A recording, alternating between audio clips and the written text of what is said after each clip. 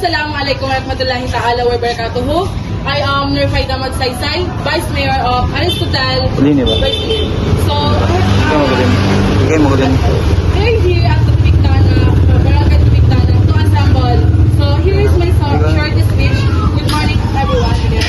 So, let's make our community shine, join and clean drive today, and let's work together to keep our environment beautiful.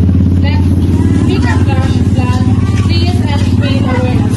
Sama-sama natin gawin ang ating responsibilidad upang malinis at gagawin. So, yun ang gagawin natin is maglilinis tayo. So, sama-sama natin gawin ito, mas maayos kapag bawat isa sa ating gagawin ang ating responsibilidad.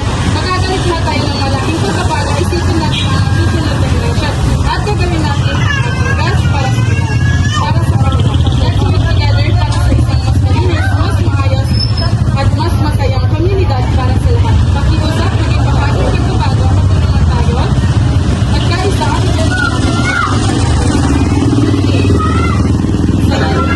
tara na.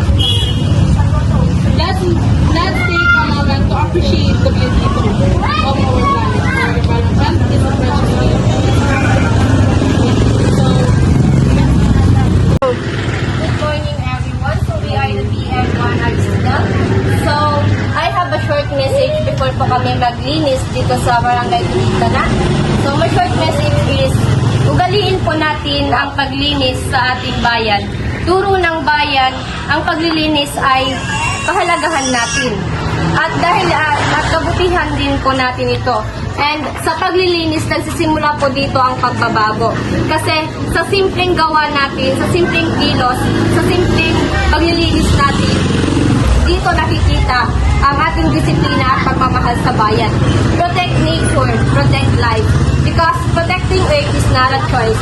It is our responsibility. And we must act now before it's too late. And together, we can preserve it.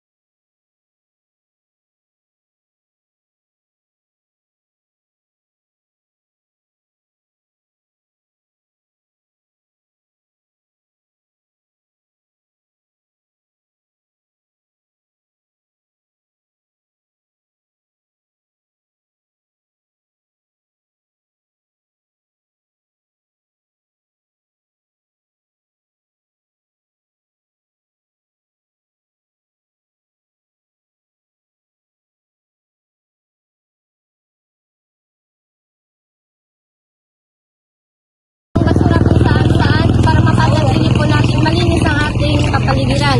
And syempre po, kaya nagkakaroon ng poverty dahil din po ito sa mga basura. Nagkakaroon po ito ng pollution, lalo na sa dagat kapag tinatapon natin, di ba? Doon tayo kumukuha ng pang-araw-araw na buhay natin, lalo na sa mga island na yan. So, huwag po tayong magtapon ng basura sa kapaligiran. Dapat itapon po natin ito sa proper waste management. Huwag po natin itapon sa ibang lugar or lalo na sa dagat kasi doon po tayo kumukuha ng pamumuhay natin ng pagkain natin. And kaya nga po nagkaroon ng poverty kasi nga dahil sa pollution. And dahil sa basura na tinatapon natin, hindi lang po kapaligiran yung